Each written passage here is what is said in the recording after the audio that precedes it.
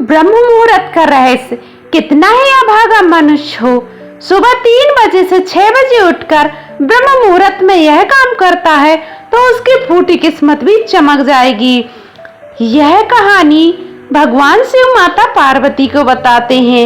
एक समय की बात है, माता पार्वती ने भगवान शिव से पूछा, स्वामी मैंने देखा है कि चाहे कितना ही अभागा मनुष्य हो, अगर वह सुबह के समय ब्रह्म मुहूर्त में उठता है तो वह बहुत सुखी रहता है, ऐसा क्यों है? मुझे ब्रह्म मुहूर्त का रहस्य बताइए। तब भगवान शिव ने कहा, हे देवी, मैं आपको इस प्रश्न का उत्तर एक कथा के माध्यम से बताऊंगा। कृपया आप इस कथा को ध्यान पूर्वक सुनना, और जो भी मनुष्य इस कथा को सुनेगा वह कभी भी इस अवसर को अपने हाथों से नहीं जाने देगा। ब्रह्म मुहूर्त का रहस्य जानकर पूरा जीवन अपने आप को बदल लेगा। भगवान शिव कथा को सुनाना प्रारंभ करते हैं। माता गौरी से कहते हैं, बहुत समय पहले की बात है, काशी में राम नाम का एक लड़का रहता था। वह लड़का बहुत ही अच्छा था, लेकिन एक गलत आदत थी। वह देर तक सोता था और सुबह उसे जगाने के लिए घर वाले कई प्रयास करते थे, परंतु वह रोजाना सुबह से देर तक उठता था। वह लड़का कभी भी 9 बजे से पहले नहीं उठता था। जब वह बालक था तब परिवार वाले ने सोचा कि जब यह बड़ा हो जाएगा तो इसकी आदत में सुधार हो जाएगी, परंतु वह लड़का जैसे जैसे बड़ा हो गया उसकी आदत और गंदी होती गई। दुनिया इधर से इधर हो जाए, लेकिन वह लड़का कभी जल्दी नहीं उठ पाता था। उसके पिता की इसकी आदत से बहुत परेशानी होने लगी। उस लड़के को ढेरों नकारात्मक शक्तियों ने घेर रखा था। वह सभी को पलटकर जवाब देता, दिन भर उदास रहता। इसका असर उसके हेल्थ पर भी पड़ रहा था। मोटू गोलू मोलू हो गया था। जब उस लड़के को यह पता लगा कि उसके सारे मित्र ने सफलता प्राप्त कर ली है, जब वह और चिंतित हो गया और ईश्वर को बहुत बुरा भला कहने लगा और कोसने लगा।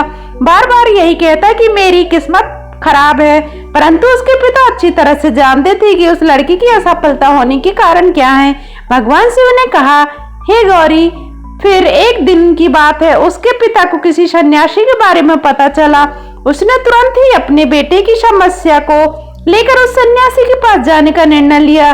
सन्यासी को बेटे की आदत के बारे में बताया। सन्यासी ने कहा, कल आप अपने बेटे को इस आश्रम में आने के लिए कहिए। उस लड़की का पिता अपने घर की ओर चला जा गया, और अगर वह सीधे तरीके से अपने बेटे को सन्यासी से मिलने के लिए कहेगा तो वह तैयार कभी नहीं होगा। यह सोचकर उसने अपने बेटे को पास बुलाया और कहा, तुम्हारे मित्र अपने जीवन में सफलता प्राप्त कर लिए हैं, क्या तुम सफल नहीं होना चाहते? लड़के ने उत्तर दिया, पिताजी, मैं तो होना चाहता हूँ, पर मैं अपने मित्रों से उनकी सफलता का रहस्य पूछता हूँ तो वह मुझे कुछ नहीं बताते। भगवान शिव ने कहा कि हे गौरी, फिर उसके पिता ने कहा कि मुझे यह रहस्य पता चल गया है कि वे सभी क्यों सफल होते जा रहे हैं। तब उस लड़के ने बड़ी उत्सुकता से पूछा, क्या पता चल गया पिताजी?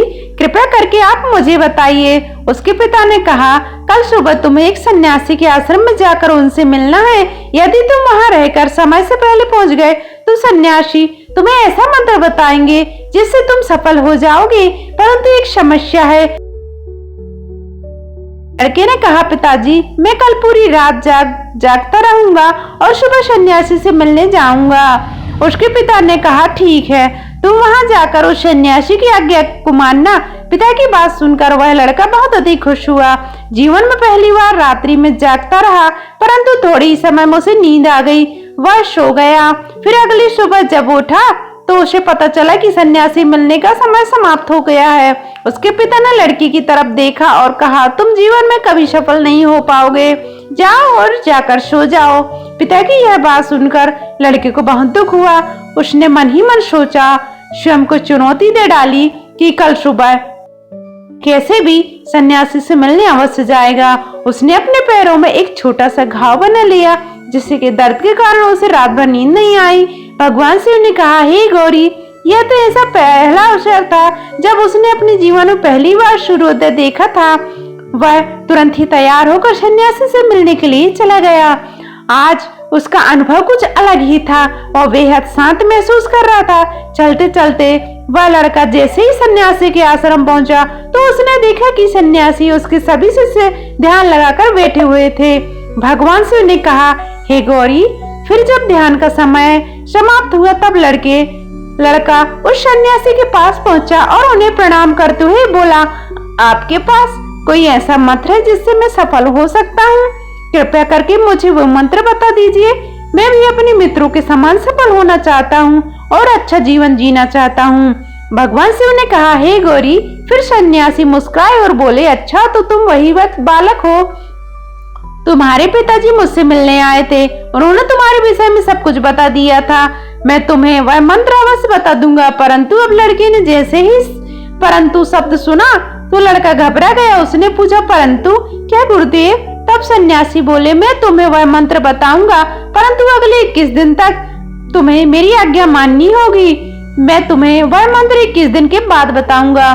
तब तक मैं तुमसे जो भी कार्य कहूंगा वह तुमको करना होगा। यदि तुम असफल हुए या कार्य के बीच में तुम्हारा संकल्प टूट गया तो उस मंत्र का असर नहीं होगा। दृढ़ निश्चय के साथ उस लड़के ने कहा, मुझे आपकी सारी आज्ञा स्वीकार है। मैं अगले 21 दिनों के लिए आपका दास हूँ। आप जो भी कहेंगे वही कार्य करूंगा। मुझे केवल उस मंत्र के बारे में जानना है। भगवान शिव ने कहा, हे गौरी। फिर सन्यासी ने उस लड़के से कहा, ठीक है, कल से तुम्हारा कार्य शुरू होगा। तुम इसी आश्रम में निवास करोगे। वह लड़का आश्रम में निवास करने के लिए तैयार हो गया। सन्यासी ने कहा, यहाँ रहते हुए तुम्हें ब्रह्म मुहूर्त में उठना होगा और दूसरे शिष्यों की तरह ध्यान और तप करना होगा। साथ ही आश्रम के कार्य भी करना होगा। ध्यान रहे, यह संकल्प टूटना नहीं चाहिए। भगवान शिव ने कहा, हे गौरी। जब लड़का सन्यासी की बात से सहमत हो गया, अगले दिन से उसके कार्य के दिन शुरू हो गई। इस बार उसने दृढ़ निश्चय किया, परंतु 1 सप्ताह बीतने के पश्चात ही उसका संकल्प टूट गया और वह 8वें दिन देर तक सोता रहा। जब वह नींद से जागा तो उसने देखा कि मुझसे कितनी बड़ी भूल हो गई है। वह रोते हुए सन्यासी के पास पहुंचा और कहने लगा, गुरुदेव, मेरा संकल्प टूट गया। अब मैं जीवन में कभी सफल नहीं हो पाऊंगा। सन्यासी ने उसे समझाते हुए कहा, एक बार फिर से शुरुआत करो, फिर से संकल्प करो। फिर लड़के ने सन्यासी से पूछा, सुबह उठना इतना आवश्यक क्यों होता है और यह पर सभी लोग इतनी जल्दी क्यों उठ जाते हैं? भगवान शिव ने कहा, हे देवी। तब सन्यासी ने उस लड़के को समझाते हुए कहा, सुबह यानी ब्रह्म मुहूर्त में उठने के पीछे बहुत बड़ा विज्ञान छुपा हुआ है। लड़के ने कहा, कृपया मुझे वह विज्ञान बताने की कृपा करें। सन्यासी ने रात्रि को 4 पहर में बांट दिया। पहला रुद्र काल, जिसका समय 6 बजे से 9 बजे तक का होता है। दूसरा राक्षस काल, जिसका समय 9 बजे से 12 बजे तक का होता है। तीसरा गंधर्व काल, जिसका समय रात्रि के 12 बजे से 3 बजे तक का होता है सबसे अंत में जो पहर आता है उसे मनोहर काल कहा जाता है। इस समय को ब्रह्म मुहूर्त या अमृत बेला के नाम से जाना जाता है। इसका समय 3 बजे से सुबह के 6 बजे तक होता है। यह वह समय होता है जब पूरे संसार की नकारात्मक शक्तियां निष्क्रिय अवस्था में होती हैं और सकारात्मक यानी पॉजिटिव शक्तियां सक्रिय होती हैं। ब्रह्मा और ब्रह्म मुहूर्त में देवताओं का समय होता है। भगवान शिव ने कहा, हे गौरी। वह सन्यासी आगे कहता है, इस समय देवता धरती पर विचरण करते रहते हैं और जागृत मनुष्य उनका बड़ा ही सकारात्मक प्रभाव पड़ता है। ब्रह्म मुहूर्त ऐसा समय है जिसमें मनुष्य मस्तिष्क बिल्कुल खाली होता है, जिसमें किसी प्रकार के कोई विचार नहीं होते हैं। जब इस समय व्यक्ति अपनी पुस्तक को खोल पाठ का अध्ययन करता है तो उसे सब कुछ जल्दी याद हो जाता है। यह लंबे समय तक याद रहता है। ऐसा समय जिससे हम ज्ञान को समझने का प्रयास करते हैं। इस कारण सभी शिष्य और संसार में बहुत से ज्ञानी लोग ब्रह्म मुहूर्त में उठ जाते हैं। प्राचीन काल में रोशनी का कोई स्रोत न होने के कारण लोग अपने दिन का समापन सूर्यास्त के साथ और आरंभ सूर्योदय के साथ करते थे।